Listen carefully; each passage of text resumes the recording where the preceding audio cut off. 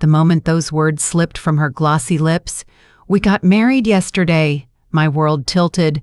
The kitchen went soft and far away, like somebody had stuffed cotton in my ears. Even the refrigerator hum turned into a long, thin line of noise that barely held me to the room. My son, my only son, stood beside her with his hands in his pockets like a boy waiting for detention, eyes moving between us as if he could still choose a parent. Jason had my father's shoulders and my jaw, the same cleft, the same stubborn set when he didn't want to cry. I had raised that man from a 12-pound baby to a 6'2" good heart, and here he was telling me his future had been decided yesterday, in secret, like I was a bill collector and not his mother. "Congratulations," I said, because I am 56 years old and I know how to hold a knife behind a smile. "That's wonderful news." It was not wonderful news. It was ragged and raw and wrong. But the woman on his arm, Kendra, with her neat bob and her pearls the size of dimes, tilted her head just so and gave me the smile that pretty women give to women they've already dismissed. "We wanted something intimate," she said, bright and peppy, nails a clean ballerina pink. "No fuss. I have cleaned hotel rooms for women who smelled like that, expensive soap and a lemon peel twist, and I know what the scent tries to cover. I know a performance when I see one. I also know when to clap." "Well," I said, resting my hands on the counter, feeling the little pucker in the laminate I'd told Jason to replace last spring, "let me get some coffee going. Life's big news goes down better with caffeine." They laughed like I'd made a joke. I made coffee and studied the way Kendra looked at my son's house like she'd already filed a change of address on its bones. She'd been circling him for months, charmed at church, attentive at the cookout, thoughtful with homemade granola that tasted like almonds, and control. I kept my concerns soft and off to the side because a black mother's warning comes with a lifetime of stereotypes trailing behind it, and I wasn't about to be the villain in a story told by folks who don't know me. I waited. I watched, and I made sure my eyes stayed open. They left after an hour. He kissed my cheek, she air-kissed the air, and I stood alone in a kitchen I'd mopped twice a week for 20 years, the only sound the ticking clock above my stove. "Well, Renee," I told myself, "you knew the day would come when he chose someone else." But there's choosing and there's erasing, and what I'd felt in my own home was a draft like the door of my son's life closing on my foot. I slept light. I dreamed of tides pulling a child from a shoreline, hands slipping, fingers reaching, the ocean saying mine. The next weeks were Sunday dinners that suddenly had other plans, phone calls answered in a whisper with a "Hey Mom" that floated 3 rooms away, joint accounts that needed streamlining, and a deed modification the banker recommended. Kendra said the word recommended a lot, like manna, like scripture. She had an answer ready for every objection, a soft pat for every fear, and a way of speaking to me that curled my name into something smaller than itself. Renee became Renee, like I was a hair product she could rinse away. So I did what black mothers have done since the beginning of Black Sons. I opened a notebook. Dates, times, little details other folks call paranoia, and we call insurance. I wrote with the same steady hand I used to sign school forms and hardship letters and prom permission slips. And when a friend from my days at the hospital cafeteria told me her niece did online safety work, which is what you call it now when you track a person's digital footprints with a careful heel, I put a gentle question on the air. "Can you find out who keeps emailing my daughter-in-law at 2:12 a.m.? With subject lines like signed and wire, her niece Gloria's girl tapped some keys, drifted a while and came back with a name, Michael L. Davis. 3 states, 2 shell companies, 1 smug grin in a mugshot if you knew where to look. I don't rush when I'm angry. At my age, you learn that a boil-over scalds the cook. I set a low flame. I visited the house with pound cake. I admired the way Kendra swapped out my curtains for something lighter and replanted my rosemary bush in a pot that sort of matched the porch. I apologized for nothing. I noticed everything. Once while I washed dishes and they argued in the hall, his voice confused, hers smooth like a flight attendant during turbulence, I saw a folder open on her laptop. Prenup delete. Lord, give me patience and Wi-Fi. I didn't take a picture. I didn't need to. The word delete is a map. It tells you where the bones are buried. I let 3 more Sundays go by. My notebook grew fat in the middle like a Bible that's been read.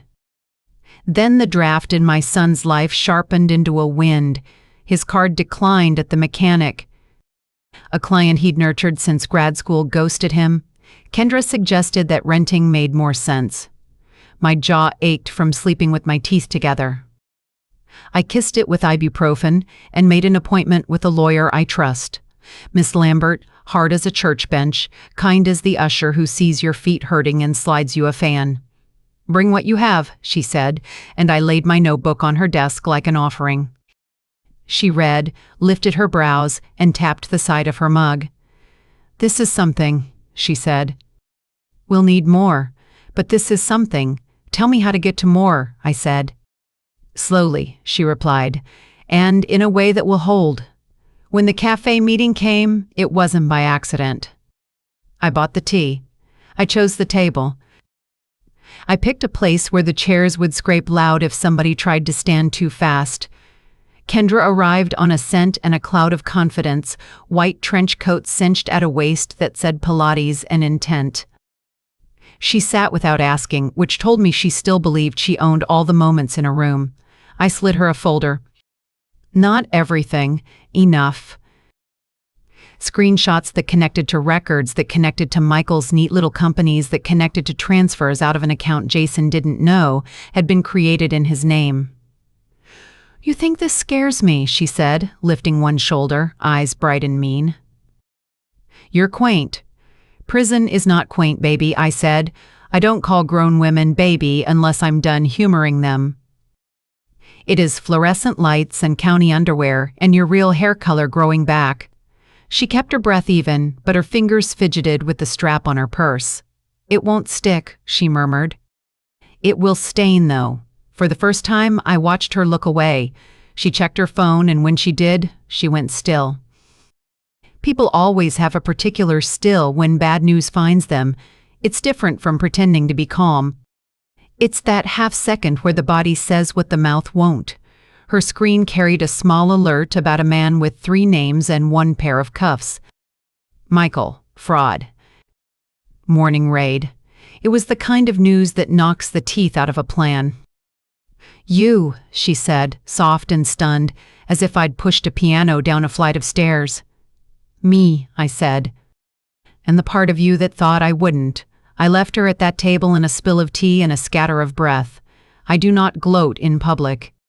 I went home and sat at my own table and felt my heart beat the way it used to when Jason took his first steps, wild, unbelieving.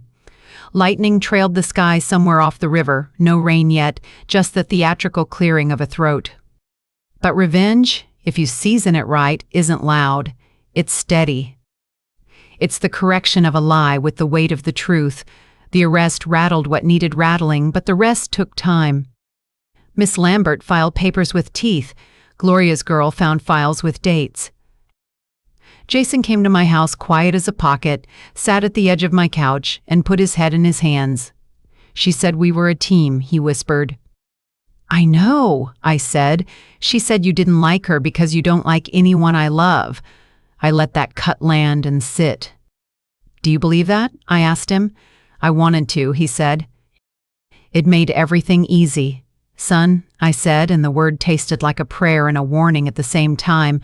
Love that makes everything easy is either too young to know anything or too old to care. The rest of us live between. He cried the way grown men cry, jaw set, eyes bright, no sound, shoulders shaking like a car in park. I rubbed his back the way I did when his first-grade teacher called to say he'd defended a little boy who stuttered. He has always had a soft center. That was never the problem. Kendra did not go gentle. She moved out without announcing it, but left fingerprints everywhere. Accounts bled.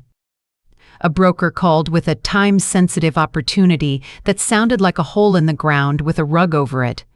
My son's name popped up in a little article online where they try you in public before you ever arrive in court. The comments did what comments do. You can be a community pillar on Monday and a fool by Thursday if the right stranger decides it's so. We put on our quiet armor. We sat with Miss Lambert in rooms that smell like copy paper and fought to turn joint back into his. We signed affidavits. We answered questions. I told the truth in the slow, careful way the truth needs so it doesn't get bruised on the way out. I played voicemail messages for a detective who looked tired and fair. I watched my son's face when he heard his wife's giggle in one of them, the way she told Michael, "He's almost ready," and used my son's nickname like a tool. People think betrayal is a stab. Often it is a rasp, wearing the shine off a person you love until they're dull in their own hands. The day the judge signed the temporary injunction felt like the smallest door opening in the biggest building. Sunlight slipped through. We went home and ate stew. I made cornbread because my mother used to make it for victories, large and small, a half day, a new pair of shoes, the neighbor's baby getting out of the hospital. We celebrated in the modest, necessary way that keeps you from scaring the luck off. When Kendra finally called me, she didn't say hello. "You're enjoying this," she said. Her voice had lost that glossy lift at the end of sentences.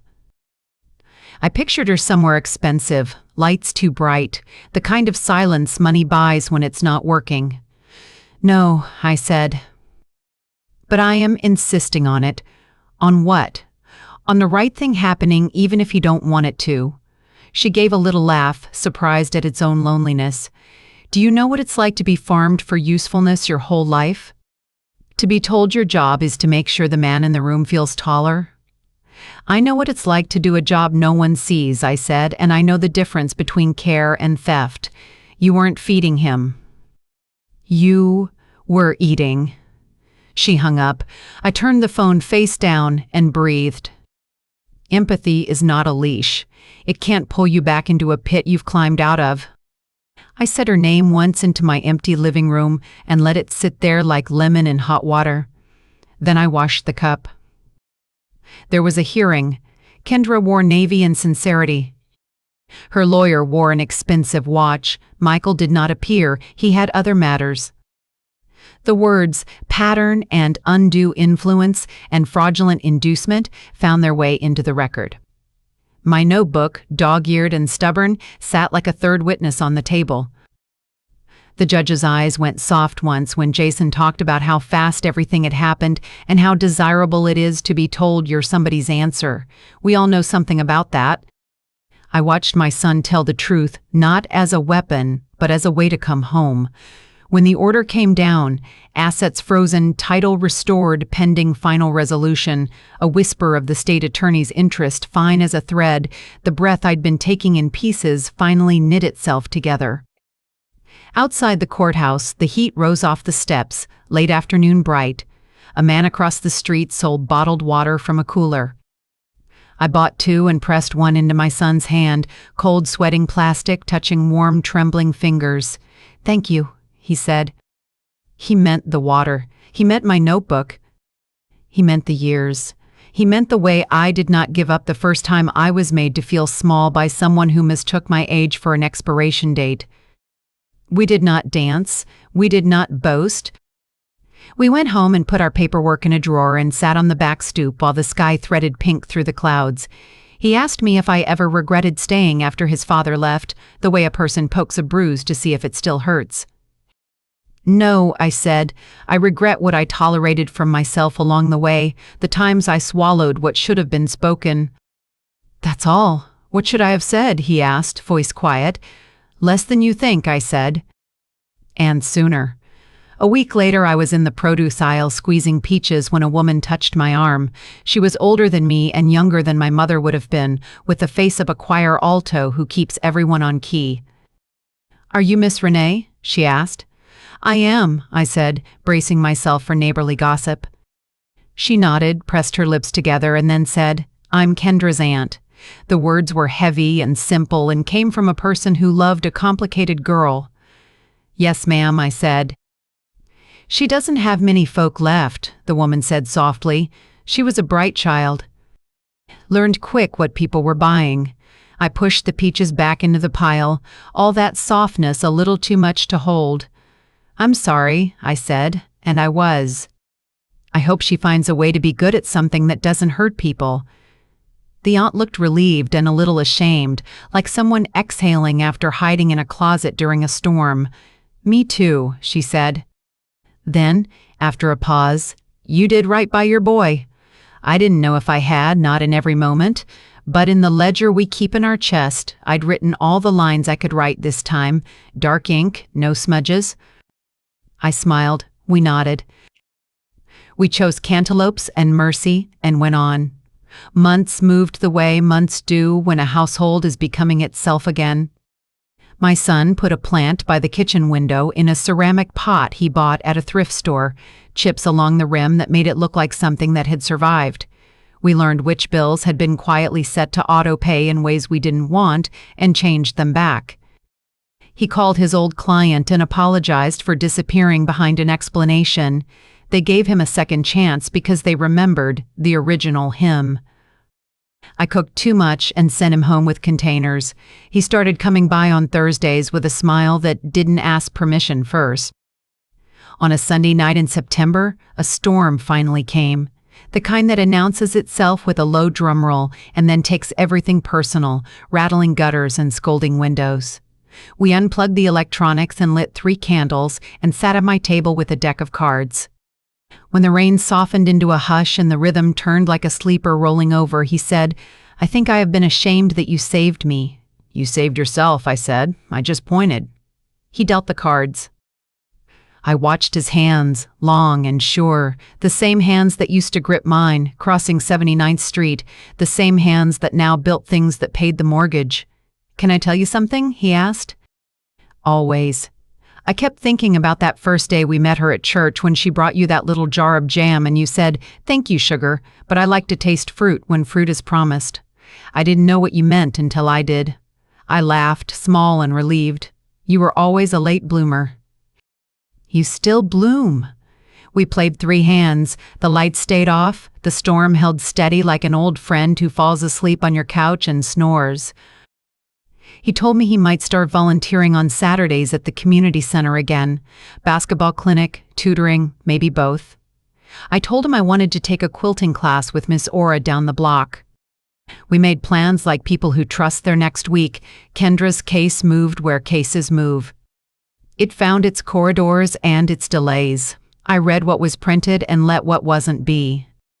When I saw her once more outside the courthouse, hair pulled back, suit black, posture still queenly in a country of fewer subjects, our eyes met for 3 seconds that felt like an agreement neither of us had earned. I tilted my head.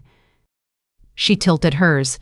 We were 2 women on opposite sides of a river, both wet from different crossings.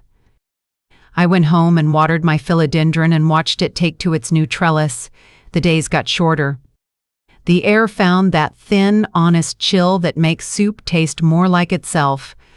My son's laughter returned to his throat, deeper than before, an instrument tuned after being carried too long in a hot trunk. One evening, I stood on my porch with a cup of tea and let the quiet lay its full weight across the block. The young couple next door argued about paint colors. An old man 2 doors down tuned his radio to Al Green. Somewhere, a child said, "Watch me," and then, "Did you see?" A mother said, "I saw." Revenge, the kind folks put in movies, is a door slamming and a car roaring off. What I had done felt more like opening a window in a room that had gotten close with somebody else's breath. It was slow and it was steady and it was deeply satisfying in the way a long, aching back loosens one vertebra at a time. I did not dance in my enemy's ruins. I sat at my own table and ate my own food and looked at my son across the candles and knew the house we built, me with hands, him with hope, still stood. Not because I chased a woman down the street, but because I refused to be erased from the story I wrote with my life. When the wind lifted the edge of the doormat and slapped it back down, I thought of that first day again. The words, "We got married yesterday," ringing like glass in a sink, and I kissed my teeth at the sky, a little sound my mother made when something didn't sit right. Then I smiled, a full, unguarded thing, and told the night what I knew for sure, that love is defense, that truth is patient, that a black woman of a certain age is a fortress they still underestimate. Inside, the kettle clicked itself off. I went to pour another cup, just for me. The storm had moved on. The house breathed. The world, at least our small piece of it, was once again arranged the way it should be, hard-won, quiet, and finally, mercifully, ours.